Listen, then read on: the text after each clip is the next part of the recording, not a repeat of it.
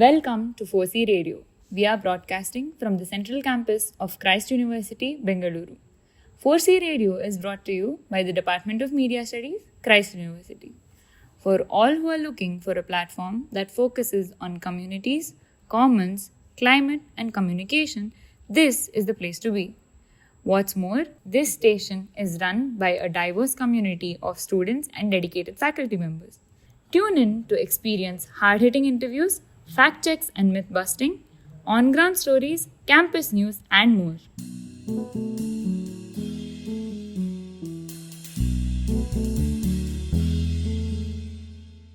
This week we have another edition of CliMYTH Busters.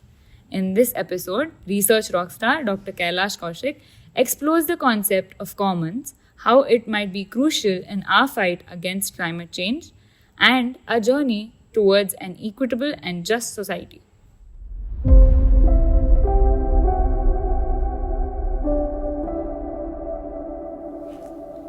Hi everyone, I'm your host Kailash and welcome to CliMYTH Busters. This is your go-to show where we separate fact from fiction about climate, our environment, and everything that's connected between them. We are broadcasting straight from our 4C Radio headquarters at Christ University, Bangalore. On this episode, we will find out if we have any new way of allocating all the resources around us and how this decision might help us mitigate climate change.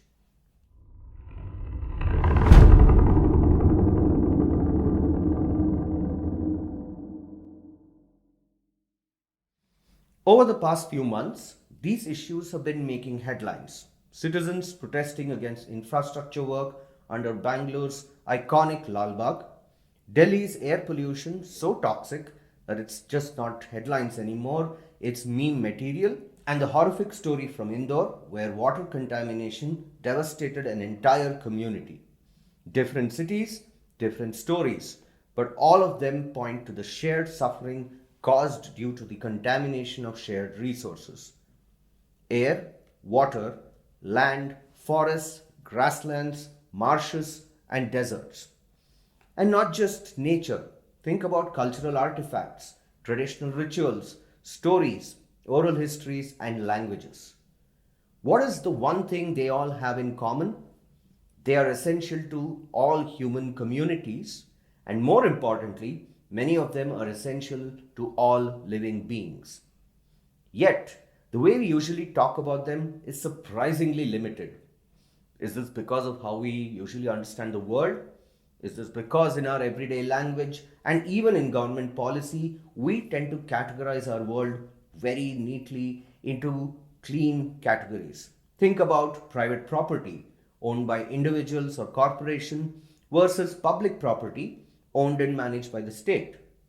We also like another neat distinction of natural versus man-made. But here is the problem. When Delhi's air becomes unbreathable, who owns that air? When the groundwater in Indore is poisoned, who owns the water table and who's responsible? When a public garden like Lal Bagh is altered beyond recognition, who gets to decide how this resource is used? And these questions do not fit comfortably into boxes of public, private, or man-made versus natural. And that's where the ideas of commons becomes relevant. At 4C Radio, you know that commons is one of our 4 C's. And so are community and communication, all the words sharing the same root of common. Which raises an important question. If community and communication depend on what we hold in common, why wouldn't the commons matter deeply to us? If it does, what exactly are commons and why should we care? Scholars Dulong de Rosny and Stadler describe commons as holistic social institutions that govern the production and reproduction of resources. Now that's too academic, so let's break it down. Commons are a radical way of utilizing resources that exist beyond the market and the state.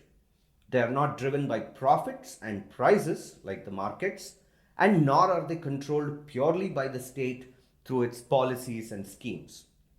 David Bollier, an author and activist advocating for preserving and expanding commons, defines three essential characteristics. First, a community of people. Commons never exist in isolation. They are always people who care for, depend on, and protect them. Second, you need to have a shared resource. Now, this could be a tangible resource like land, water, forests, or intangible like knowledge, culture, language, or digital spaces.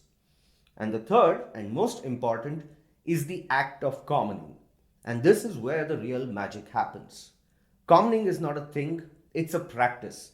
It's the ongoing work of building and maintaining relationships with norms, responsibilities, and mutual trust around a shared resource. Through commoning, communities decide how a resource is used, they ensure that it is not over extracted, and make sure future generations can access the same. In doing so, they just don't reproduce the resource, they reproduce the social relations around them. To summarize, for something to be commons, all you need is a resource, a community, and a set of social protocols that guide its use, brought alive through the act of commoning. For example, let's look at the Jaina Kuruba community in Karnataka. They are a community taking up stewardship of forests of South Karnataka that they have inhabited for centuries.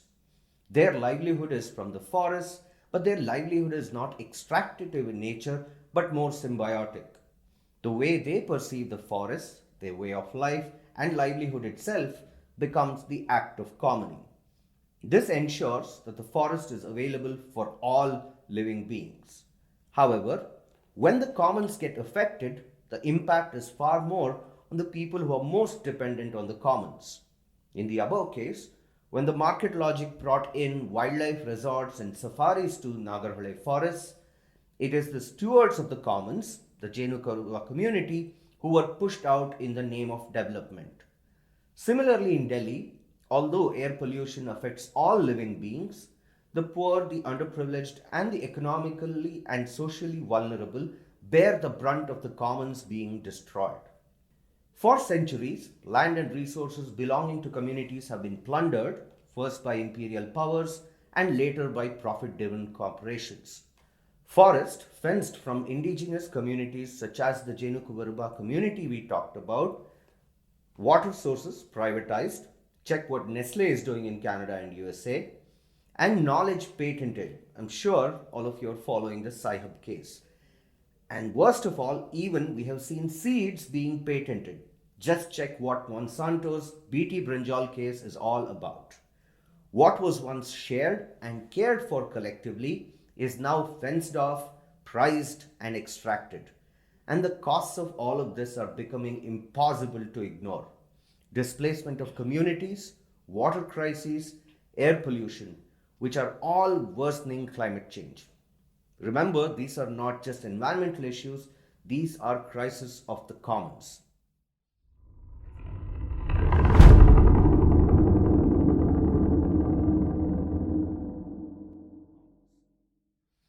Let's take the crisis of climate change.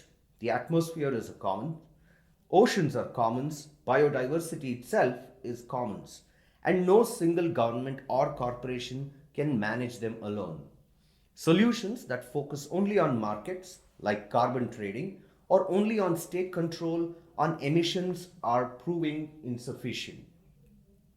Common-based approach reminds us that stewardship matters more than ownership. Care matters more than extraction, and participation matters far more than policy, rules, and the law. Lastly, in our media saturated world, the idea of commons does not stop with just land and water. Think about language, think about stories, think about traditional knowledge, the internet, and the software that you use. When knowledge is locked behind paywalls, or stories are erased, or voices silenced, our cultural commons also shrink. Community radio, open source platforms, and independent media are all attempts at commoning communication itself.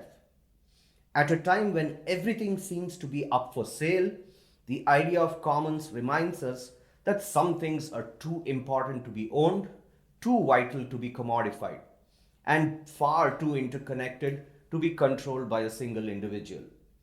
Commons asks us to rethink our relationship with the world, not as owners, not as consumers, but as caretakers and participants. And perhaps in reclaiming the commons, we also reclaim a sense of shared responsibility and shared humanity. And that's it for today's episode of CliMYTH Busters. I hope we busted some misconception and sparked some new thoughts. Share your thoughts in the comment section below. If you enjoyed this episode, share it with your family and friends. And remember, question everything, especially when it comes to climate change. This is Kailash signing off. See you next time on CliMYTH Busters.